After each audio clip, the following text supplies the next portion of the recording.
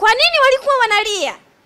Kwa sababu wakisikiliza yale maelezo, walii kwa mfano ni nani, akijitazama alomwozesha yeye sio walii kisheria, na ana miaka 10 kwenye nini, kwenye ndoa, na watoto 4 kashafanyaje, kashazaa.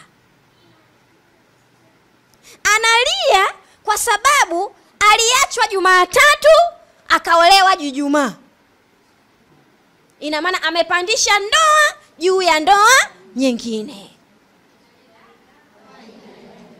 Hajamaliza eda ya ndoa ya kwanza, ameingia kwenye ndoa ya pili. Ana ndoa hapo? Maana yake huyu mume aliyetangulia amenyimwa haki ya kurejea. Wakati anaolewa na mume wa pili, kisheria bado ni mke wa mtu, kwa sababu yupo kwenye kipindi cha eda. Huyo mtu na machozi anafanya nini? Yanamtoka, sababu kashazaa mpaka na watoto. Lakini kumbe kisheria hiyo ya pili sio nini? Sio ndoa. Shida ni nini? Kuingia kwenye ndoa bila ya ilmu. Ingekuwa na ilmu, angefahamu walii ni nani. Angekuwa na ilmu, angefahamu kwamba huwezi kuolewa ndoa ya pili kabla hujamaliza eda ya ndoa ya kwanza. Angelikuwa na ilmu, angefahamu masharti ya kusihi kwa ndoa. Angelikuwa na ilmu, angefahamu nguzo za kusihi kwa ndoa. Lakini kuna mabinti wengi waliozaliwa nje ya ndoa, wameozeshwa na mababa. Hao waliowapa ndoa nani? Mama zao.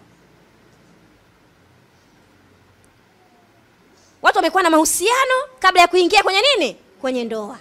Alipogundua tu kama amempa yule binti ujauzito, akamuoa chap kwa haraka. Si ndio eh? Mtoto yule anakuja kuzaliwa tayari hawa watu wako ndani ya nini?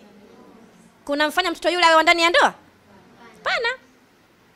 Bado yule mtoto ni wa nje ya ndoa, sababu mimba yake ilipatikana kabla ya tamko la ijabu na kabul. Hawa watu kwa sababu walituficha sisi binadamu, wakaoana chap kwa haraka. Binti anaposwa, wanaona haya kufichua ile nini? Ile siri. Kwa baba huyu wa kibiolojia anamuozesha huyu binti, amemuingiza kwenye uzinifu uliopigiwa vigelegele.